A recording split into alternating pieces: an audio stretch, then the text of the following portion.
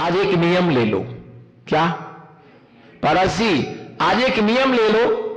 एक other caste के व्यक्ति को मैं दिगंबर महामुनिराज की एक चर्या सुनाऊंगा। क्या बोलो? क्या नियम? हमारी दुकान पर जो कस्टमर आएगा उसे माल बेचने के पहले हम मुनिचर्या का परिचय कराएंगे। हम हमारे महाराज जी को जानते हो? हाँ, वो नांगा बाबा। हाँ हाँ हाँ हाँ हाँ, मालूम आपको वो क्या करते? नहीं भैया नहीं मालूम, बताइए उनकी क्या चर्या होती है? 24 घंटे में वो एक बार भोजन करते। क्या बात कर रहे? एक बार बस। शाम को पानी नहीं भैया, कोई पानी नहीं। खड़े होके आहार करते, खड़े होके। हाँ, हाथ में भोजन करते हैं। वाह, अपने हाथों से बालों को निकालते हैं, पैदल चलते हैं, कपड़े नहीं पहनते हैं, कंबल नहीं ओढ़ते हैं, चटाई पर शयन करते हैं, जूता चप्पल नहीं पहनते हैं। ओहो हो, कह देगा जमीन पर ही भगवान आया है, जमीन पर ही। और दूसरा नियम एक जैन आदमी को सुनाना।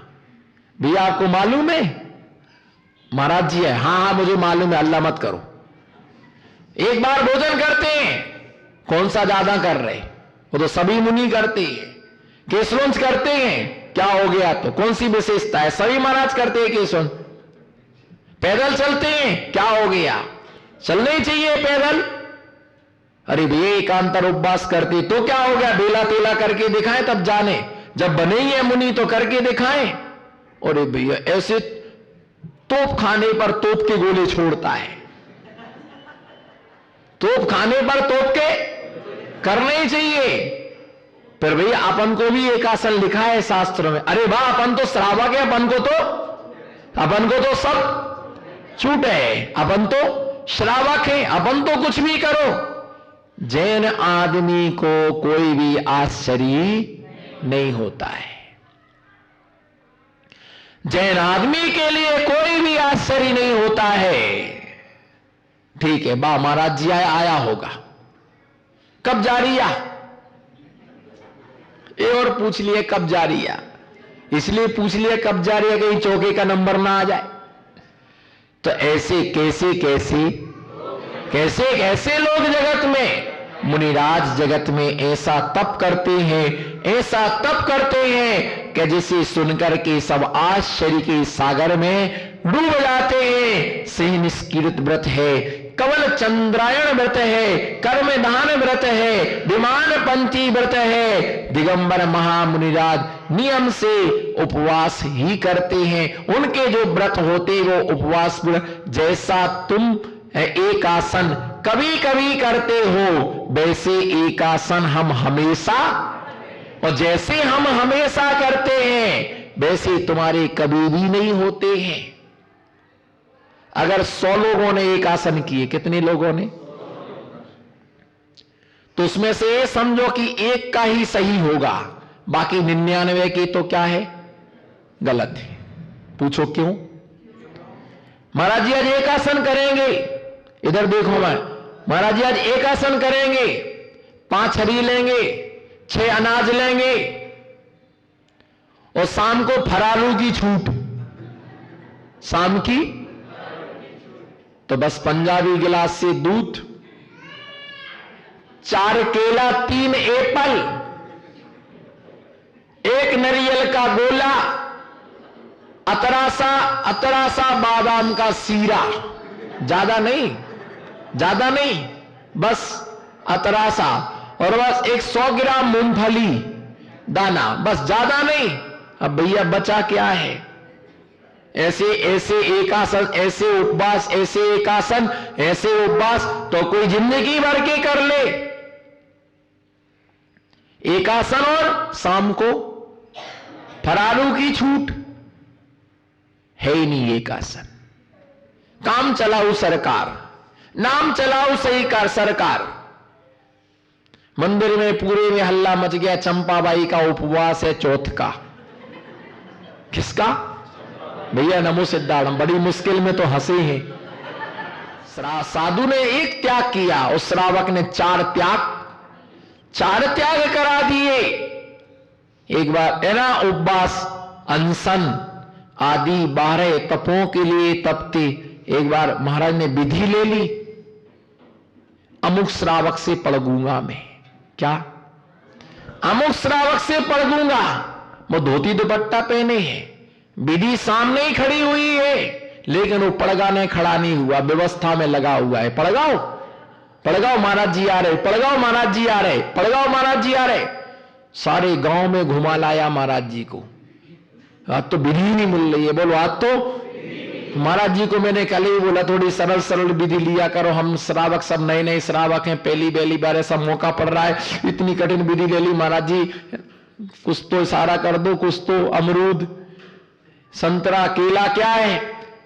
और महाराज जी को पूरे गांव में सब चौकों में घुमाया। अंत में जाके वो थक गया, अंत में जाके थक गया। बोले आज तो विधि मिलने वाली नहीं है। तो मंदिर के दरवाजे पर आके गुस्सा में बोला, हे स्वामी नमोस्तु नमोस्तु। महाराज खड़े हो गए। महाराज क्या हो गए? पड़क गए महाराज। परिक्रमा लगाई, चलते बने, चौके में लेके गया, आर हो गया। फिर पूछता, बोले महाराज जी विधि काय की थी तुम्हारी? तो महाराज जी थोड़ा सा इशारा तो करते, थोड़ा सा आंख से ऐसे ही कर देते, इधर आओ, तुम समझो हमारे सारे तप। तो ऐसा ही होता है। श्रावक मुनि अपनी भाग्य परीक्षा करने के लिए साधु सिंहावलोकन से गमन करता है। साधु का सिंहावलोकन होता है। चांदनी चर्या होती है। क्या होती है? चांदनी चर्या होती। जैसे चांद हर जगह प्रकाश देता है, रोशनी देता है, चांदनी देता है, उसी प्रकार से साधु हर व्यक्ति को लाभ देते हैं, हर व्यक्ति के लिए उसके लिए पुण्य का अवसर देते हैं। जैसा एक रोगी अच्छे वैद्य को ढूंढता है, बोलो जैसे एक रोगी अच्छे राज वैद्य के लिए ढूंढता है, उसी प्रकार से दिगंबर महामुनिराज शुद्ध दाता को ढूंढता है कि जैसे उसके रोग औषधि से रोग ठीक हो जाता है, उसी प्रकार से रोग ठीक हो जाता है। उसी प्रकार से श्रावक के द्वारा जिए गए शुद्ध भोजन के द्वारा हमारे रत्नात्रय धर्म की अच्छी तरह से पालना होती है। तो ऐसे विधि है तो नरियल केला आम पपीता ये बहिरंग विधि है, अंतरंग भी विधि है। मैं उसी चौके में आहार करूंगा जिस चौके में नुक्ति होगी। आपने पहली बार सुनाना है। नरियल केला आम पपीता कलश ये विधि तो कई बार सुनी मिलाई की होगी, लेकिन ऐसा भी नियम है जिस चौके में मुक्ति होगी उसी चौके में आहार करूंगा, जिस चौके में पपीता होगा उसी चौके में आहार करूंगा, जिस चौके में इमरती होगी उसी चौके में आहार करूंगा। गए पूजन पाठ प्रक्षालन सब हो गया, थाली दिखाई, सब कुछ देख लिया, लेकिन इमरती नहीं थी, गुजिया नहीं था, जलेबी नहीं थी, काजू नहीं था, नहीं मिली विधि। आकर के उपास कर लिया। दूसरे दिन महाराज ने नियम लिया, पूछा लोगों ने महाराज जी विधि काहे की थी? भैया इमरती की विधि थी। अरे महाराज कौन बड़ी बात थी। अब महाराज ने दूसरे दिन नियम लेकर के निकले, जिस चौके में इमरती होगी उस चौके में मैं आहार नहीं करूंगा। और दूसरे दिन लोगों ने पूरे चौके में लोगों ने इमरती, महाराज का नियम था इमरती। अब काई करें, मरती के इमरती। अब महाराज ने फिर दूसरे दिन उपास हो गए, लोग आए, बोले महाराज जी आज क्या विधि थी? नियम था जिस चौके में इमरती होगी उस चौके में आहार। इसका नाम विधि ने, इसका नाम है आखड़ी। इसका नाम क्या है? इसका नाम है आखड़ी। जाते समय जो आखड़ी उसका नाम है आखड़ी।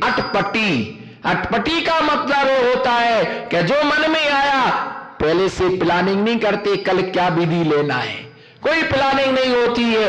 ऐसे नियम विधिव्रत परिसंख्यान ये भी तप तपते हैं। रस परित्याग, विविक्त सय्यासन, काय क्लेश, प्रायश्चित, विनय, बह्यावृत्ति, स्वाध्याय, व्युत्सर्ग, ध्यान, इन 12 प्रकार के तपों को कर्म क्षयार्थम तप्यते इति तपः।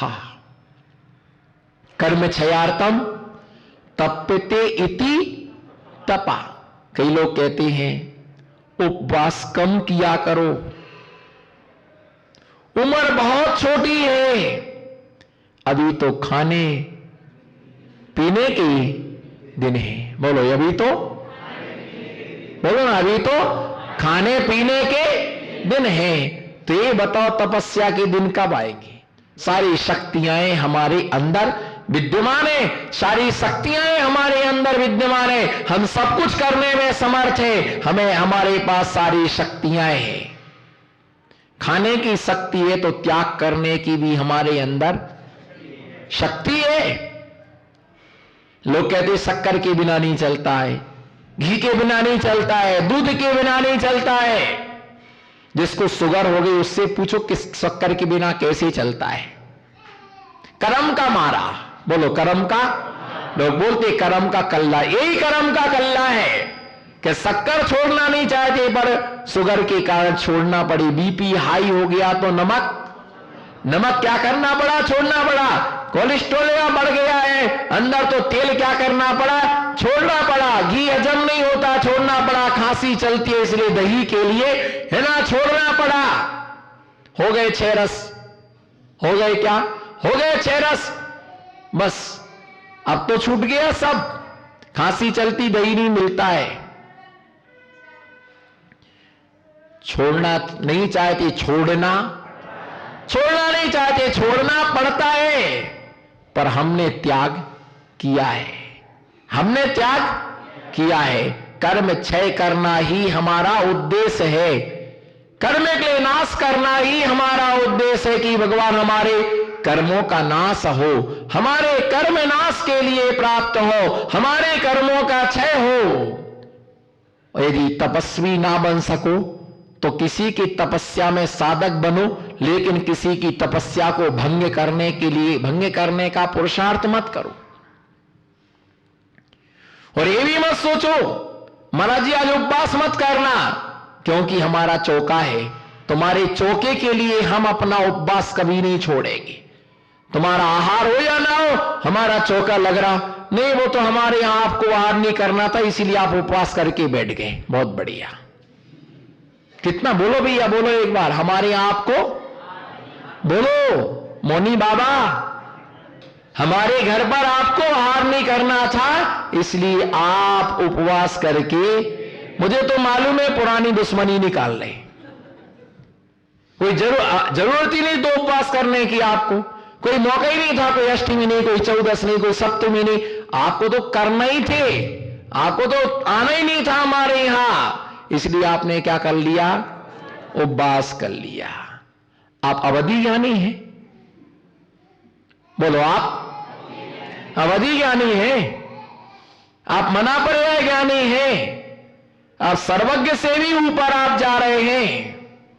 चिंता मत करो, जो व्यवहार तुम्हें पसंद नहीं है वो व्यवहार कभी किसी के साथ, बोलो जो व्यवहार तुम्हें पसंद नहीं है वो व्यवहार कभी किसी के साथ में नहीं करना।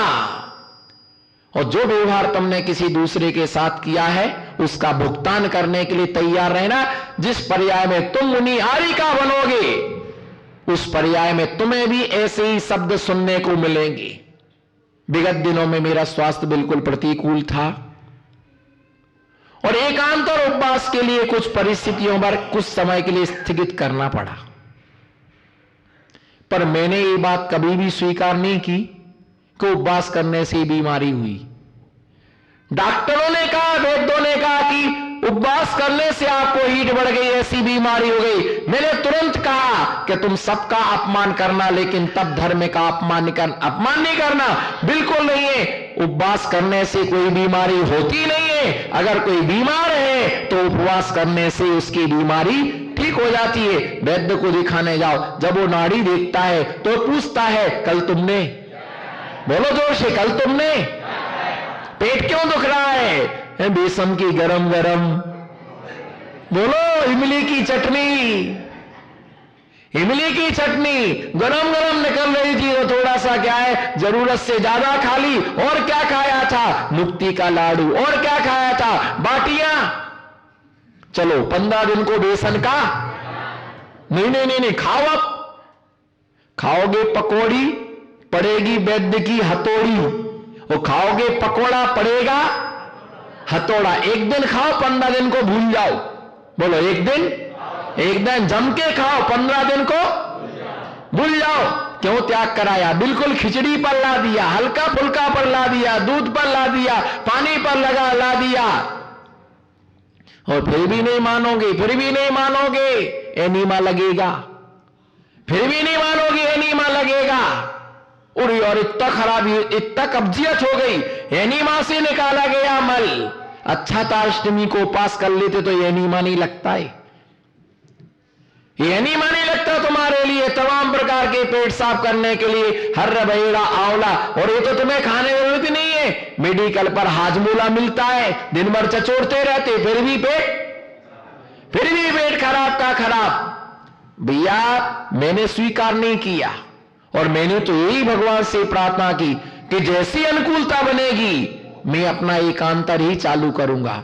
मैं किसी की बातों में आने वाला नहीं हूं। जिसके लिए घर छोड़ा वो तपस्या पूरी करूंगा। यही उद्देश्य है कि श्रुत का लेखन, श्रुत का स्वाध्याय, श्रुत का लेखन और उपवास, जितना हो सके उतने ज्यादा से ज्यादा तपस्या करना। कारण बोलो एकदम से भगवती आराधना का कथन व्याख्यान एकदम से याद आया। जो बाल ब्रह्मचारी महामुनि राज, अहो नमो सिद्धाड़म।